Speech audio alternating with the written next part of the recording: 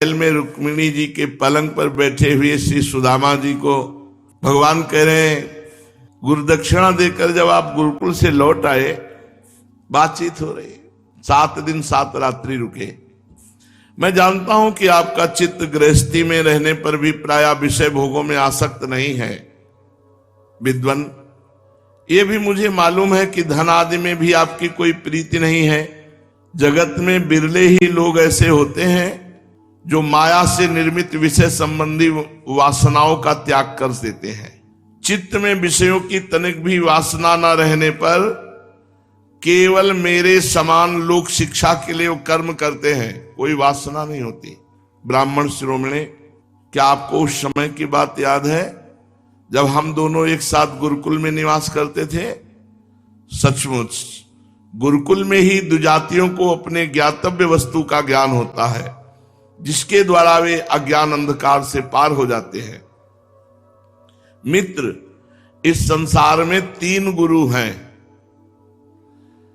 प्रथम गुरु है इस शरीर का जन्मदाता माता पिता, प्रथम गुरु है। इसके बाद उपनयन संस्कार करके सत्कर्मों की शिक्षा देने वाला दूसरा गुरु है।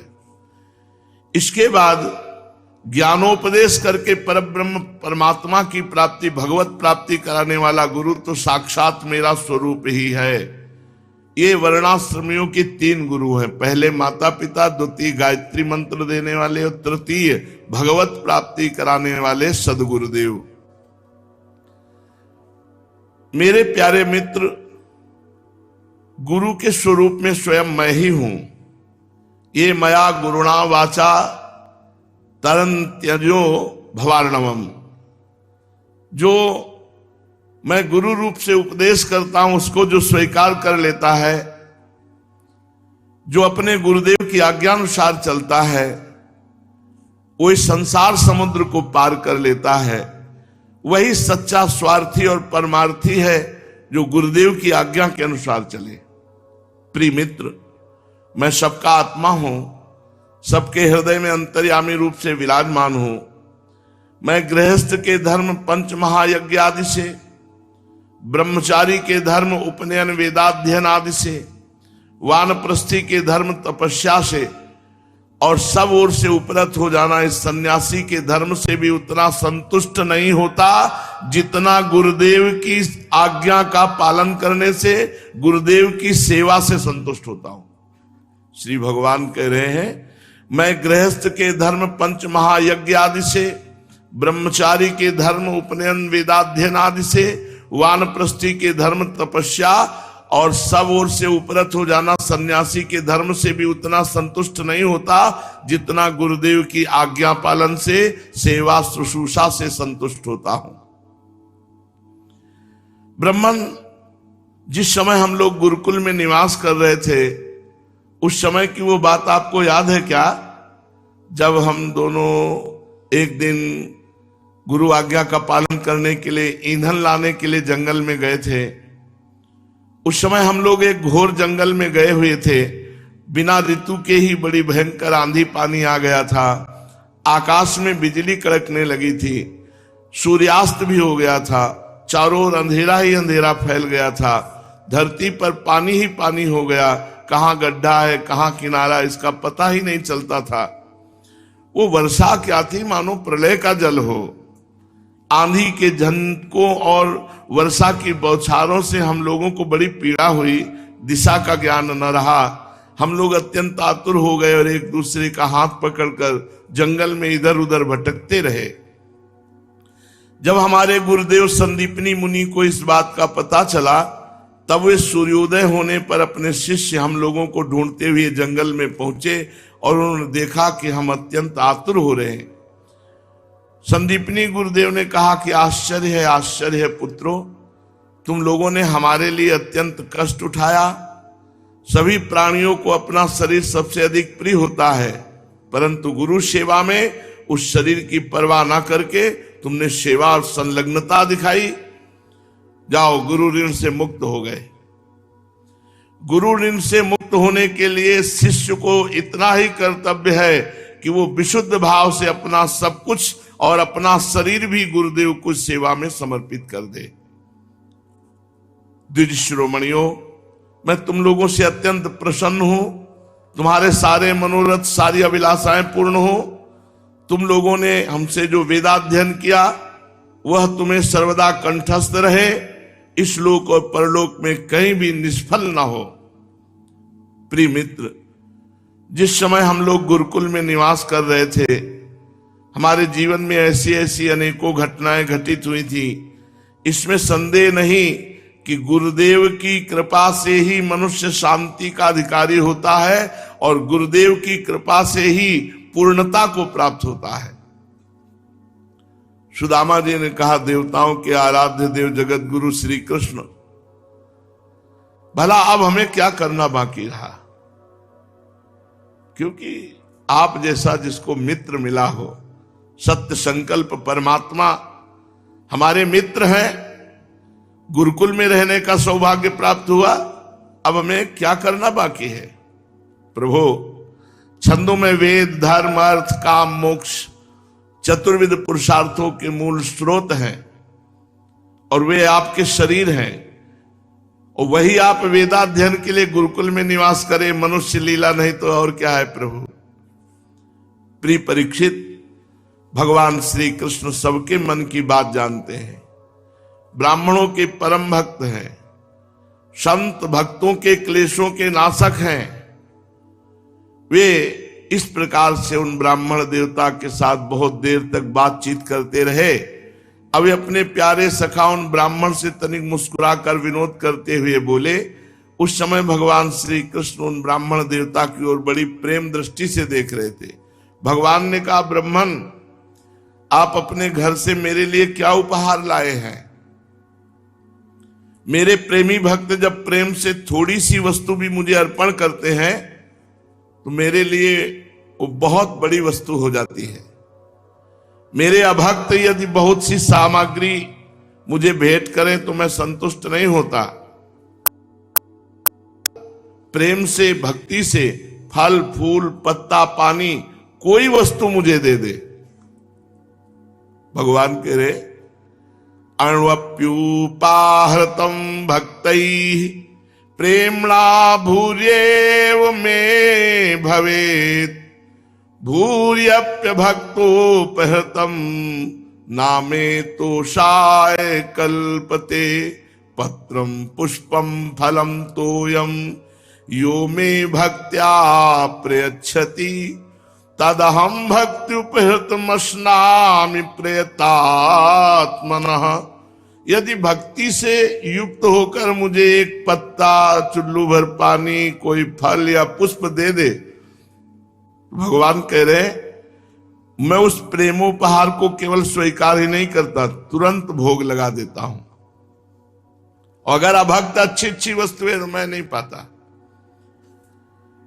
भगवान श्री कृष्ण के ऐसा कहने पर ब्राह्मण देवता ने लज्जावश विचार किया कि लक्ष्मीपति भगवान को क्या मैं तंदुल दूं। उन्होंने संकोच से अपना मुंह नीचा कर लिया। भगवान श्री कृष्ण समस्त प्राणियों के हृदय का एक एक संकल्प और उनका भाव भी जानते हैं। उन्होंने ब्राह्मण के आने का कारण, उनके हृदय की बात जान ली। अब ये विचार करने लगे, एक तो ये मेरा प्यारा सखा है, दूसरे इसने पहले कभी लक्ष्मी की कामना से मेरा भजन नहीं किया है।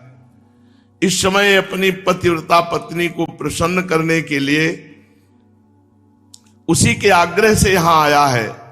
अब मैं इसे ऐसी संपत्ति दूंगा जो देवराज इंद्र के लिए भी दुर्लभ है। भगवान श्री कृष्ण ने ऐसा विचार करके उनकी कांख में दबे हुए चिथड़े की एक पोटली में बंधा हुआ वो तंदुल चिवड़ा, ये क्या है, ऐसा कह के छीन लिया और बड़े आदर से कहने लगे, प्यारे मित्र, ये तो तुम मेरे लिए अत्यंत प्रिय भेंट ले आए हो। ये तंदुल न केवल मुझे बल्कि सारे संसार को तृप्त करने के लिए पर्याप्त है। ऐसा कहकर उसमें से एक मुट्ठी चिवड़ा खाया। भगवान रोमांचित हो रहे हैं। अब विचार करो क्या स्वाद है, प्रेम का स्वाद है। दूसरा पाया, तीसरे में भगवती जी ने, लक्ष्मी जी स्वरूपा रुक्मिणी जी ने हाथ पकड़ लिया और कहा, प्रभु मैं तो आपके ही परायण हूं, आपको छोड़कर कहीं जा नहीं सकती। विश्वात्मन बस बस, मनुष्य को इस लोक में तथा परलोक में भी समस्त संपत्तियों की समृद्धि प्राप्त करने के लिए इतना काफी है, क्योंकि आपके लिए इतना ही प्रसन्नता का हेतु बन जाता है। परीक्षित, ब्राह्मण देवता उस रात को भगवान श्री कृष्ण के महल में ही रहे, बड़े आराम से वहां खाया पिया, ऐसा अनुभव किया साक्षात परब्रह्म परमात्मा के साथ मानो वैकुंठ में बैठे हों। भगवान श्री कृष्ण ने 7 दिन 7 रात्रि खूब स्वागत, सम्मान, बातचीत, हास्य विनोद आदि। सुदामा जी ने कहा, प्रभु चलना चाहिए, कई दिन हो गए। भगवान ने तुरंत कह दिया, हाँ हाँ चलना चाहिए। सुदामा जी अपनी चित्त की करतूत पर बड़े लज्जित हुए, मांगा नहीं कुछ, भगवान ने भी ऐसे कह दिया हाँ हाँ। भगवान श्री कृष्ण की कृपा मनाते हुए, आनंद में डूबते उतराते हुए चल पड़े। भक्तमाल जी में लिखा, जब भगवान चले तो ऐसे मुट्ठी करके ऐसे चले, 2 मुट्ठी। सुदामा जी ने सोचा कि 2-4 असरफी इसमें, 2-4 असरफी इसमें होगी, घर में जाएंगे तो खान पान की सारी व्यवस्था हो। भगवान ने कहा, इधर से आप चले जाइएगा और फिर आगे जाके मुड़ जाइएगा। सुदामा ने कहा, पता है हम चले जाएंगे, कुछ नहीं। भगवान ने 2 लोग की संपत्ति दे दी। प्रगट में नए कपड़े जो पहनाए थे वो भी उतरा लिए कि रास्ते में कोई आपको परेशान न करे, वो अपनी उठाओ, फटी वाली धोती उसी को पहन लो। सुदामा जी मन ही मन सोचने लगे, अहो कितने कृपालु भगवान है।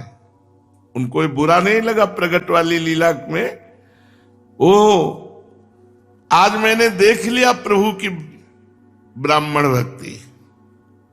देखो, जिनके वक्षास्थल पर स्वयं लक्ष्मी जी विराजमान है, ऐसे विशाल वक्षास्थल से मुझ दरिद्र को आलिंगन किया मेरे प्रभु ने। सुदामा जी सोचते हुए वापस हो रहे, कहा तो मैं अत्यंत पापी दरिद्र और कहा लक्ष्मी के एकमात्र आश्रय भगवान श्री कृष्ण, परंतु उन्होंने ये मेरा मित्र है ऐसा समझकर अपनी भुजाओं से भरकर हृदय से लगाया। इतना ही नहीं, उन्होंने मुझे उस पलंग पर सुलाया जिस पर उनकी प्राण प्रिया रुक्मिणी जी शयन करती है, मानो मैं उनका सगा भाई हूं।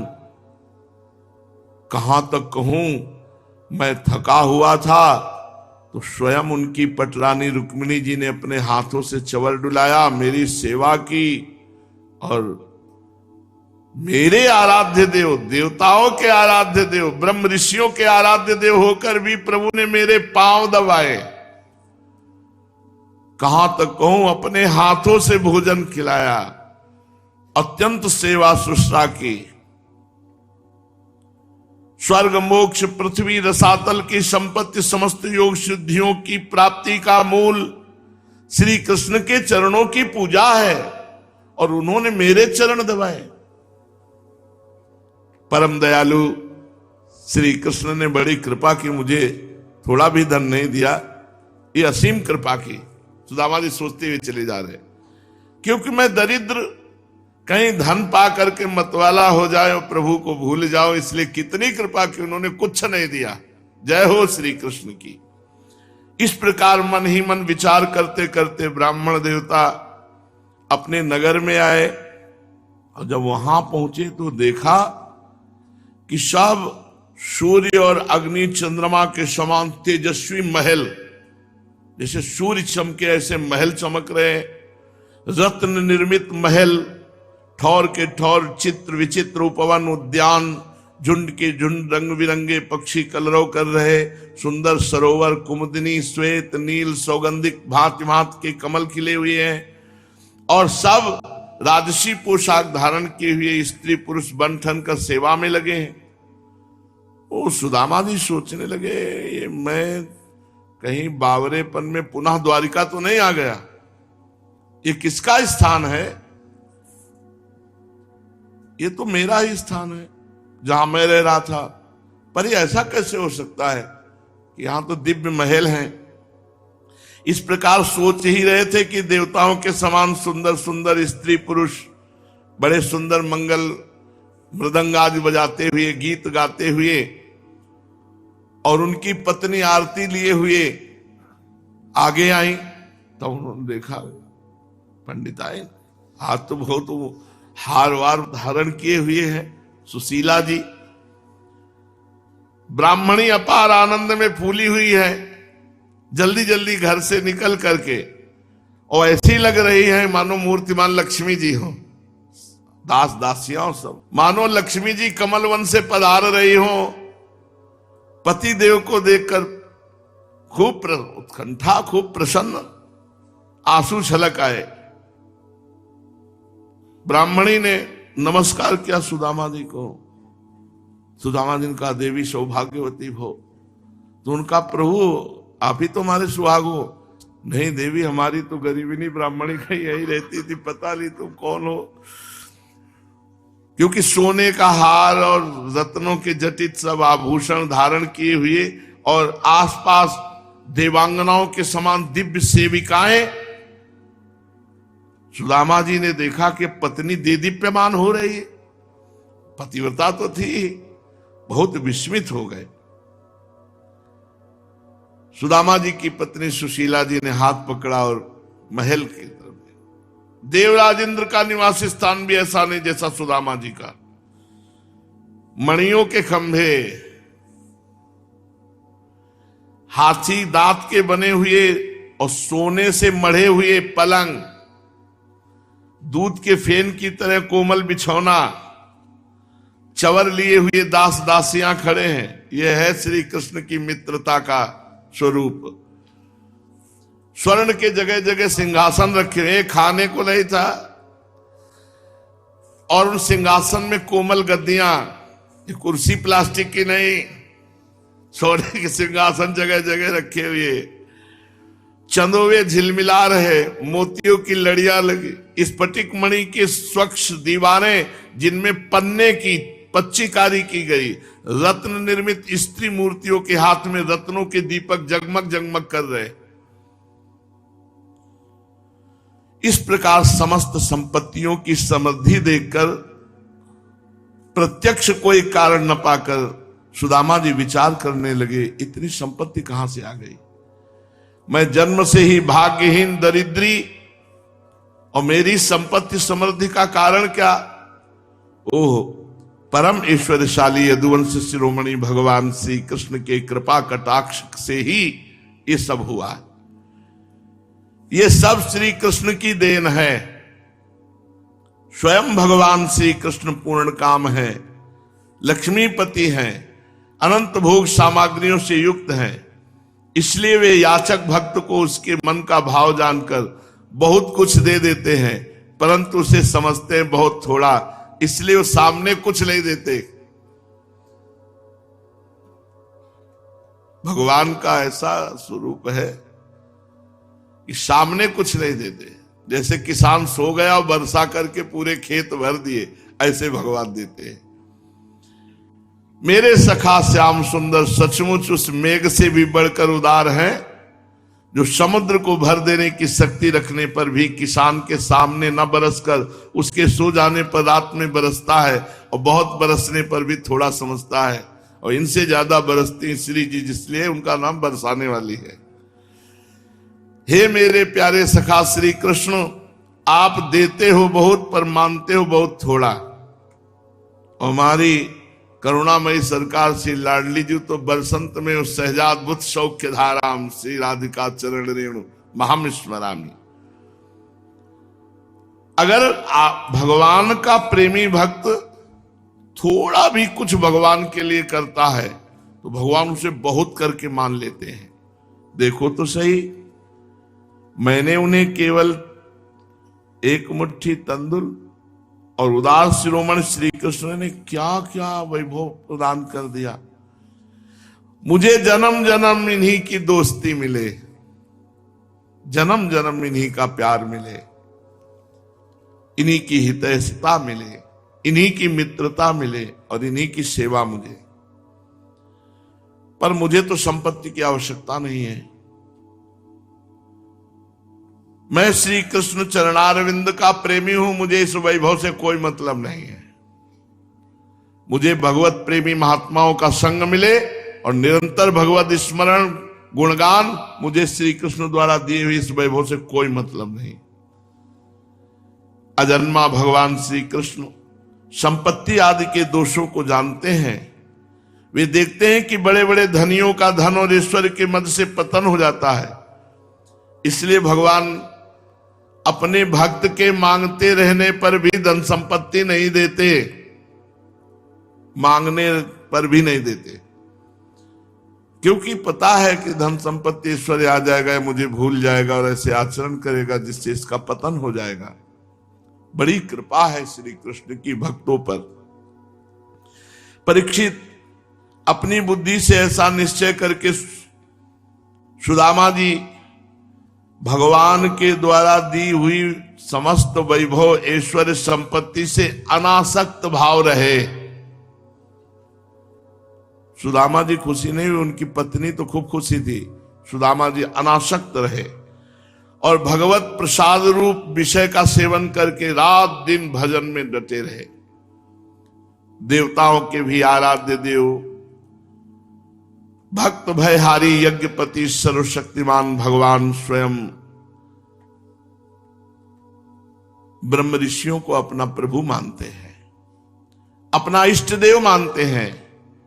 इसलिए ब्रह्म ऋषियों से बढ़कर और कोई भी प्राणी जगत में नहीं है। भगवान श्री कृष्ण के प्यारे सखा सुदामा जी ने देखा कि यद्यपि भगवान अजित हैं, किसी के अधीन नहीं है, फिर भी वे अपने सेवकों के अधीन हो जाते हैं, सेवकों से पराजित हो जाते हैं। सुदामा जी रात दिन भगवान श्री कृष्ण के ध्यान में तन्मय हो गए। ध्यान के आवेग से उनकी अविद्या की गांठ कट गई और थोड़े ही समय में वो शरीर छोड़कर भगवान के दिव्य धाम, संतों के एकमात्र जो आश्रय हैं, उस परम धाम को प्राप्त किया। लोक में ऐसी संपत्ति दे दी कि देवराज इंद्र को भी दुर्लभ, और परलोक में परम पद प्रदान किया। परीक्षित सुदामा जी के इस पावन चरित्र को जो सुनता है, जो गान करता है, उसे भगवान के चरणों में प्रेम भाव और कर्म बंधन से मुक्ति मिल जाती है। इसलिए खूब भगवान के चरित्र सुनो, भक्तों के चरित्र सुनो, नाम जप करो, प्रभु से प्रार्थना करो कि वो आपको बल दें और गंदे आचरणों से बच जाओ।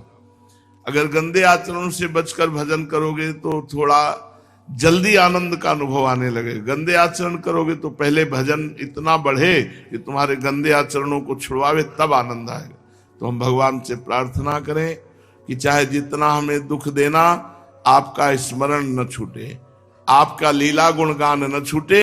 चाहे जितना दुख देना, सुख की तो हम मांगे नहीं कर रहे, पर ये कभी न छूटने पावे कि आपको भूल करके हम संसार के चिंतन में लग गए।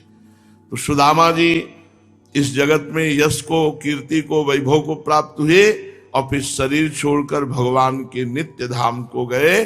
और जो ये चरित्र सुनेगा वो भी नित्य धाम को प्राप्त होगा, कर्म बंधन क्षीण हो जाएंगे और भगवान के चरणों में अविरल भक्ति प्राप्त होगी। शेष चर्चा आगे। श्री राधा वल्लभ।